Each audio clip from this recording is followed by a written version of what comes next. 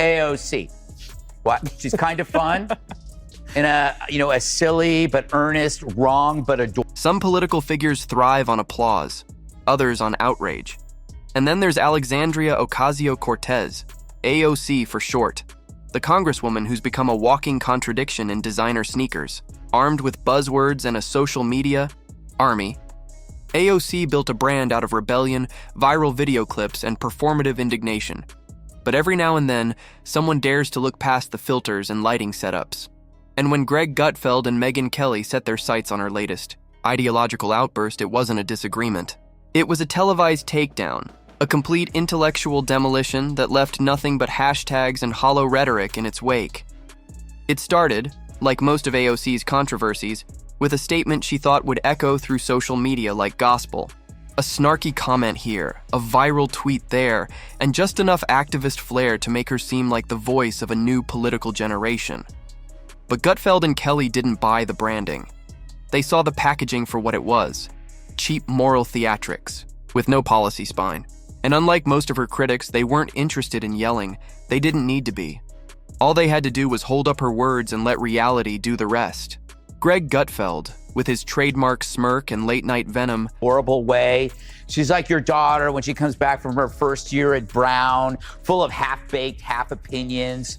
took one look at AOC's policy pitches and delivered a comedic evisceration sharper than most editorials. She's like an 80-year-old Marxist trapped in a 30-year-old's body, he said. That wasn't just a joke. It was a diagnosis. Because despite her polished social media presence and edgy influencer energy, AOC's politics are dusty, recycled, and straight out of a Berkeley lecture hall from the 1980s.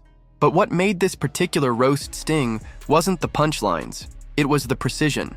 AOC had once again pushed a fantasy policy: government-run economies, utopian social safety nets for all, even those unwilling to work, and vague emotional appeals disguised as legislative insight. She wasn't proposing solutions. She was performing. And Megyn Kelly, a seasoned media pro who's seen more political theater than most could stomach, had zero patience left for the act. Kelly didn't raise her voice. She didn't have to.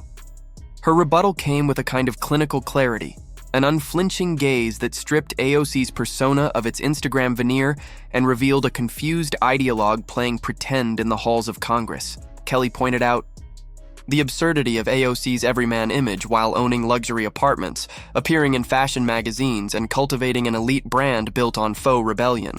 The congresswoman who claimed to speak for the working class hadn't seen a deli counter since her pre-office bartending days. In need of some gentle, patient deprogramming. But people have to realize new faces. And yet, she still leaned into the illusion, one carefully curated tweet at a time. The duo didn't need to invent anything. They simply pulled receipts. Like AOC's infamous Green New Deal, a document so riddled with wishful thinking and economic illiteracy that even some Democrats quietly stepped away. Ban air travel? Provide economic security to those unwilling to work? It read like a Tumblr manifesto penned during a college group project, idealistic, incoherent, and utterly detached from fiscal reality. Gutfeld summed it up best. It's not policy. It's a ransom note from someone who thinks the IRS is a personal piggy bank. Then there was her bizarre theater performance on the Capitol steps, raising her fist, chanting like a protester, pretending to be handcuffed when she wasn't. It was activism as cosplay, a calculated move to conjure images of civil rights icons while actually doing little more than auditioning for another social media highlight reel. Gutfeld couldn't resist, quipping, if her pants had cuffs, she'd pretend to be in leg irons too. The brutal part? He wasn't wrong.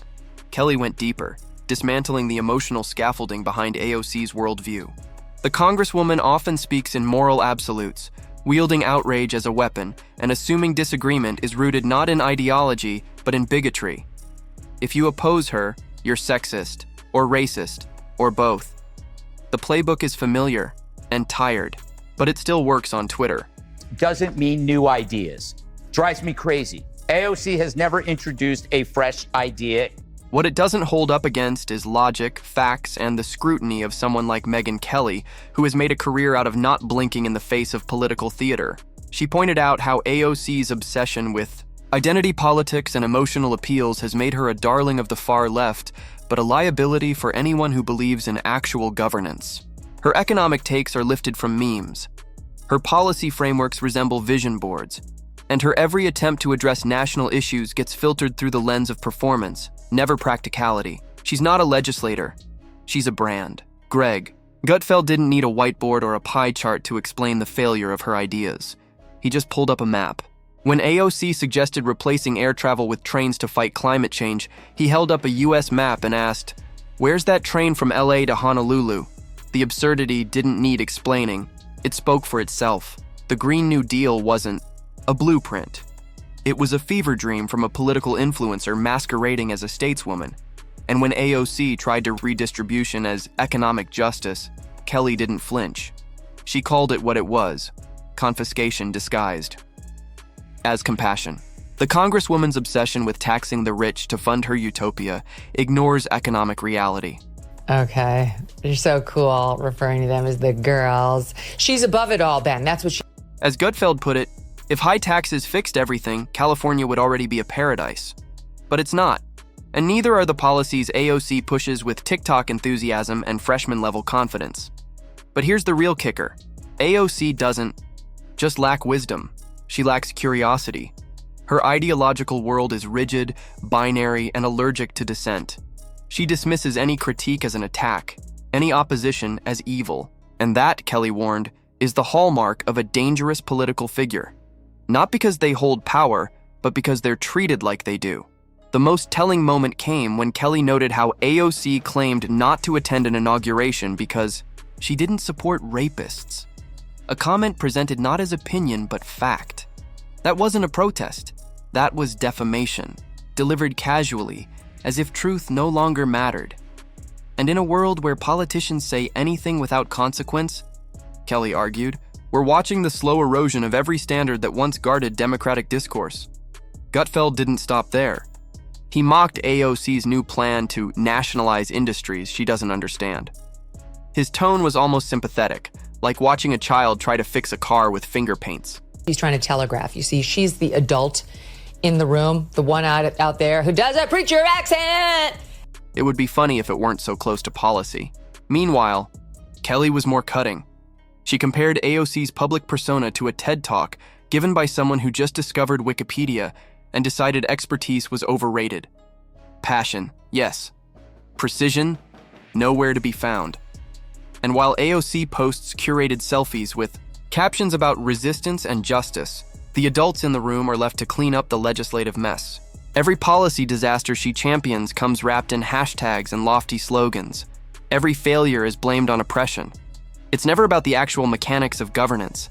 It's always about the vibe.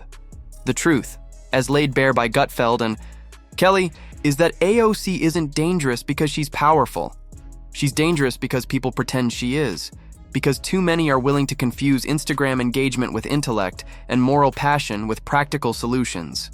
She speaks with the authority of someone who hasn't been challenged enough, and that's what makes her so compelling to some, and so frustrating to those who understand what real policymaking requires. She's the political equivalent of a